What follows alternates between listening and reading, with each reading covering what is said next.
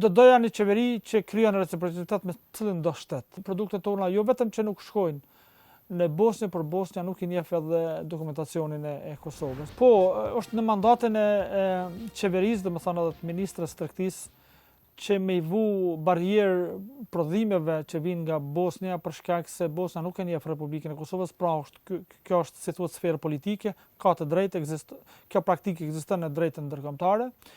Por edhe produkte që vinë që ka elemente të dumping, domethënë edhe elementeve tjera që mundet me I hetu Departamenti I Tregtisë në kuadër të Ministrisë së Tregtisë, por e para është vullneti politik.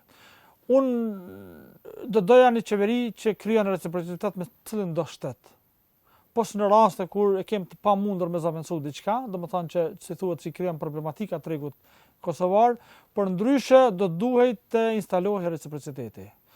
Bosna ka pas dikur një mas taksë 10% për të gjitha produktet që vinin nga Bosna, por në 2014 është hiq kjo mas në mënyrë të çuditshme edhe nuk është rivendosur më asnjëherë. Prandaj produktet tona jo vetëm që nuk shkojnë në Bosnjë, por Bosnja nuk I njeh edhe dokumentacionin e Kosovës. Dhe nuk është bë kur gjën këtë drejtë pothuajse nuk ka pas përpjekje, si thuhet, të vazhdueshme që të rregullohen këto raporte ose në një mënyrë nëse Bosnja nuk pranon produktet e Kosovës, dokumentacionin e Kosovës, atëherë anasjelltas edhe Kosova do duhet t'i bllokonte, pavarësisht kostos që mund ta ketë me Bashkimin Evropian. A mundet me qenë vendimi I rënd ky për institucione? Jo, nuk mundet me qenë, por këtu kur shifet këtu të na më shumë vendimet merren se kush I sjell ato produkte nga një vend I caktuar.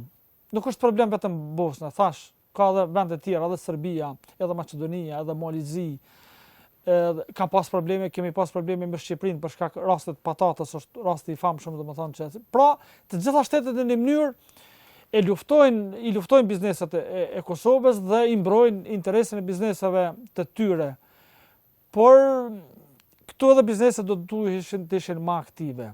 E para që mbi të gjitha do duhet qeveria e Kosovës bashkëpunim me sektorin e çumshtit të lobonin të Bashkimit Evropian me qëllim që të hapej tregu I Bashkimit Evropian. Nëse nuk hapet tregu I Bashkimit Evropian, vetëm tregu I Kosovës është I pamjaftueshëm që këto biznese mu zhvillu. Prandaj kanë hyrë në një luftë për mu, si thuhet, një luftë vetvrasëse, se vetëm pja prishin imazhin bizneset njëri tjetrit dhe nuk po arrin me dal në tregun ndërkombëtar aty ku ka hapësirë edhe mu ushit produktet tona për shkak se një pjesë e madhe e këtij sektori plotson pothuajse të gjitha standardet që kërkohen sipas standardeve të ushqimit në nivel botror.